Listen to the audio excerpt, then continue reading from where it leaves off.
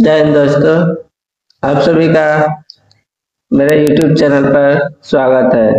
आज से हम एक नया सब्जेक्ट शुरू करने जा रहे हैं, अकाउंटिंग का। यह सब्जेक्ट बेसिकली क्लास 11th और इनकम टैक्स में जो एग्जाम होता है इंस्पेक्टर और ITO का, उसके लिए बहुत ही लाभदायक होने वाला है। तो चलिए शुरू करते हैं। अगर मेरा वीडियो अच्छा लगे तो शेयर करना ना भूलें। तो पहला चैप्टर आज शुरू करते हैं अकाउंटिंग का। पहला चैप्टर में है इंट्रोडक्शन टू अकाउंटिंग। आज हम अकाउंटिंग क्या है इसका इंट्रोडक्शन जानेंगे। बेसिकली आप लोगों ने अकाउंट नाम सुना होगा, जैसे बैंक अकाउंट होता है उसी तरह, लेकिन अकाउंटिंग बहुत कम ही लोग नाम सुने हैं। तो अकाउंटिंग एक क्या है, बेसिक इसका डेफिनेशन है, accounting is a language of business. Accounting एक बिजनेस की भाषा है, लेकिन इसका जो होता है डेफिनेशन, वो डेफिनेशन है accounting is the art of recording, classifying, summarizing in a significant manner and in terms of money, transactions and events which are in part at least of a financial character and interpreting the results thereof। यह है accounting का एक परिभाषा जिसे कि आप exam में लिखते हैं। अगर आप अकाउंटिंग का कुछ कोड है, इस कोड के द्वारा ही आप अकाउंटिंग के पूरे क्लास को अच्छी तरह से समझ सकते हैं। कोड क्या है? IMRCSAC। अगर आप इस कोड के सभी वर्ड का अच्छी तरह से जानकारी प्राप्त कर लेंगे तो आपको अकाउंटिंग में किसी भी प्रकार का दिक्कत नहीं होगा। तो चलिए शुरू करते हैं पहला वर्ड से। पहला लेटर है आई।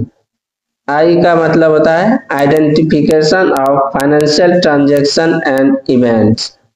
आइडेंटिफिकेशन मीन्स पहचान करना। हम किसको पहचान करेंगे? एक फाइनेंशियल ट्रांजैक्शन। फाइनेंशियल मतलब कोई बिजनेस होगा, उसमें कोई ट्रांजैक्शन मैंने, जैसे कि आप किराना स्टोर पे जाते होंगे, कुछ खरीदते होंगे, साबुन, तेल, दाल, आटा, तो इस सबको खरीदना और बेचना, ये एक तरह से हो गया ट्रांजैक्शन। बिजनेस में कुछ ट्रांजैक्शन। और इवेंट्स होता है उसका रिजल्ट, मतलब जो मैंने कुछ खरीदा या बेचा उसका क्या रिजल्ट आया, तो हो गया इवेंट्स।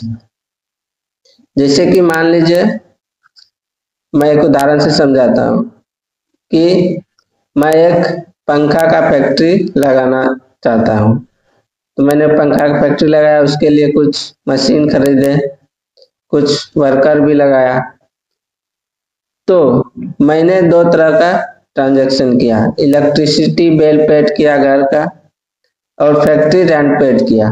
तो इसमें कौन सा ट्रांजैक्शन है? वो जो बिजनेस से रिलेटेड है। तो फैक्ट्री का जो बिल है, फैक्ट्री मान लीजिए कि मैंने रेंट पे लिया है, फैक्ट्री का जो रेंट पेड मैंने किया वह बिजनेस से रिलेटेड है, इसीलिए यह क्या है? फाइनेंशियल ट्रांजैक्शन है। और घर का जो बिल है यह बिजनेस से इसका कोई संबंध नहीं है। तो इस तरह से आपको पहचान करना होगा कि कौन सा ट्रांजैक्शन बिजनेस से रिलेटेड है और कौन सा पर्सनल यूज का है। जो भी ट्रांजैक्शन बिजनेस से रिलेटेड होगा उसको पहचान करना है। अब दूसरा कोड वर्ड है M. M means measurement in terms of money. मान लीजिए कि मैंने यहाँ पे फैक्ट्री का रेंट पेड किया, तो फैक्ट्री का रेंट कितना पे किया, तो उसको हम मनी के टर्म में मेजर करते हैं। तो मान लीजिए मैंने 1 लाख रुपया फैक्ट्री का रेंट पेड किया।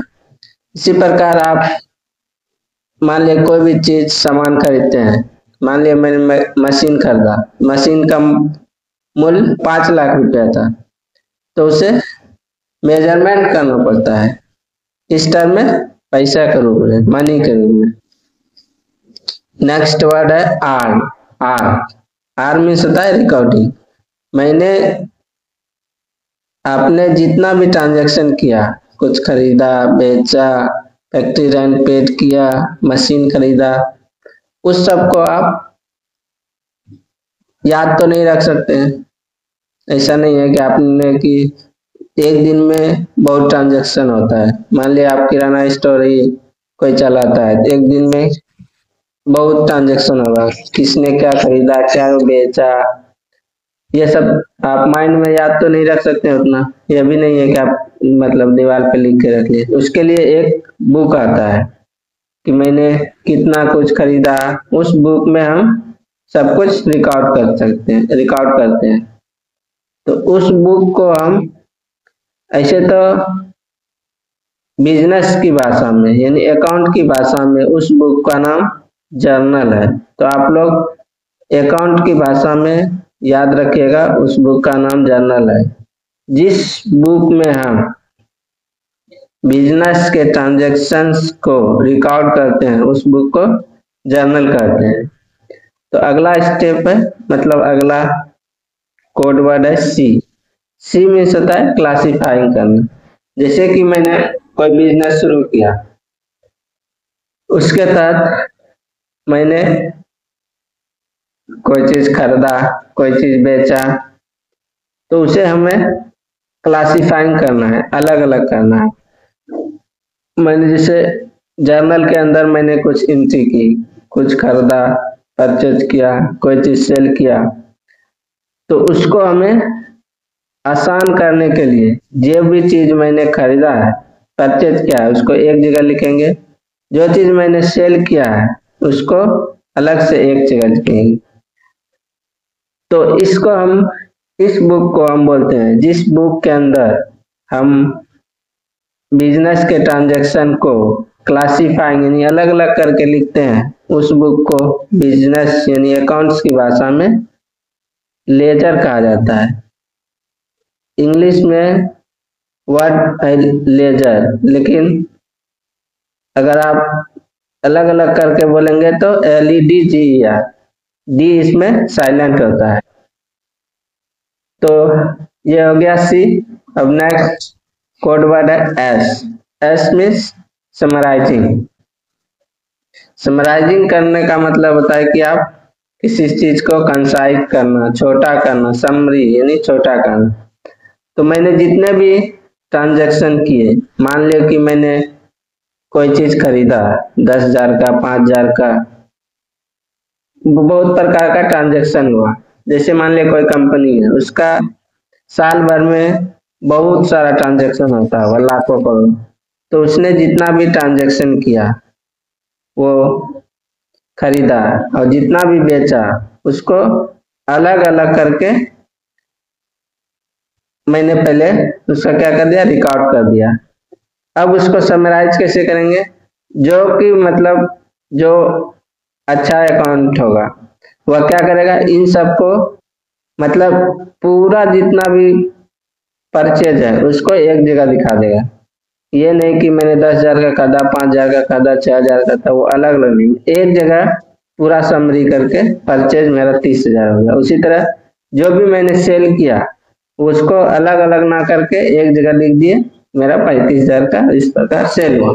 इसे बोलते हैं समराइज करना, मतलब छोटा करके दिखा दिया जिससे कि आसानी होगा। लास्ट है ए। लास्ट कोड वर्ड क्या है, ए। Analysis and interpretation. मान लीजिए मैंने कुछ बिजनेस ट्रांजैक्शन किया, उसको जर्नल में रिकॉर्ड किया, फिर उसे कंसाइज किया, लेजर में कंसाइज किया। जर्नल में मैंने रिकॉर्ड किया था, इसको लेजर में कंसाइज कर दिया, मतलब जो सेल था एक जगह, परचेज एक दिया। फिर इसका समरी बनाया, छोटा कर दिया, जितना सेल था एक जगह उसको ऐड कर दिया और परचेज को ऐड कर दिया। तो मान लीजिए कि मैंने 10,000 का खरीदा था और उसको बेच दिया 12,000 में। तो इस प्रकार मुझे बिजनेस में क्या हुआ, प्रॉफिट या लॉस। इस स्थिति में मुझे प्रॉफिट हुआ 2,000 रुपये का। तो इसी प्रॉफिट या लॉस को, जो प्रॉफिट या लॉस की गणना करते हैं किसी बिजनेस में, उसे क्या कहते हैं, एनालिसिस करना। एनालिसिस एंड इंटरप्रिटेशन एक ही वर्ड है। इसका जो नॉर्मल होता है, determination of profit and loss. Analysis करने का जो मतलब जिसे अच्छे शब्दों में कह सकते हैं वह है determination of profit and loss, यानी प्रॉफिट और लॉस की गणना करना ही एनालिसिस कहलाता है। लास्ट वर्ड है सी, कम्युनिकेशन टू यूजर्स। मान लीजिए कि आपका कोई कंपनी है, आपको कितना प्रॉफिट या लॉस हुआ, यह आप यूजर्स को, मतलब जो कि आपका जो प्रोडक्ट यूज करता है या आपकी कंपनी में कोई इन्वेस्ट करना चाहता है, तो आप उसको कैसे बताएंगे। ये तो नहीं है कि आप पूरा माइक लगा के प्रचार करें। तो कुछ ऐसा वेबसाइट होता है, अब कुछ ऐसा वेबसाइट होता है जिसमें कि कंपनी वो अपना साल भर का कितना उसका प्रॉफिट या लॉस हुआ वो उस पर वेबसाइट पर प्रदर्शित करता है।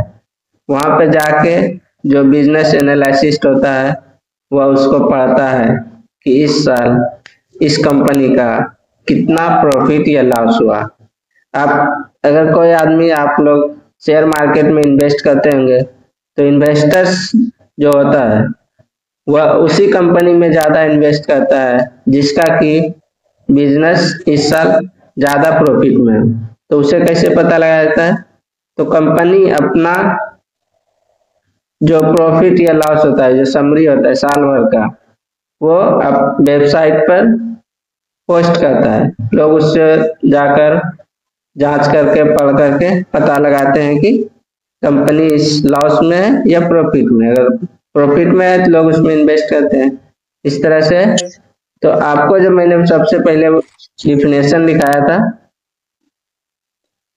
अकाउंटिंग का, उसके तहत यहाँ पे जो मैंने 7 कीवर्ड दिया था, इस कीवर्ड के थ्रू आपको अभी इस डेफिनेशन का पूरी तरह से वो पता चल जाएगा कि डेफिनेशन का असली अर्थ क्या है। तो कोड वर्ड था IMRC-SSC।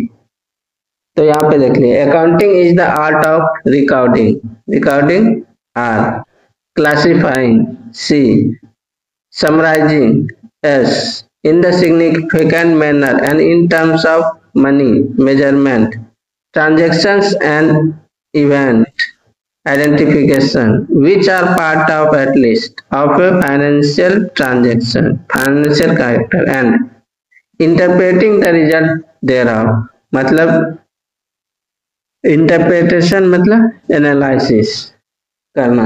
तो आप समझ गए होंगे कि अकाउंटिंग का अगर आप अच्छी तरह से जानना चाहते हैं तो आप इस जो कोड वर्ड है 7 गो, इसका आप सबसे पहले उपयोग करेंगे। तो आज का क्लास हम यही समाप्त करते हैं, फिर मिलेंगे अगले क्लास में। अगर आपको वीडियो अच्छा लगता है तो शेयर करना ना भूलें। जय हिंद, धन्यवाद।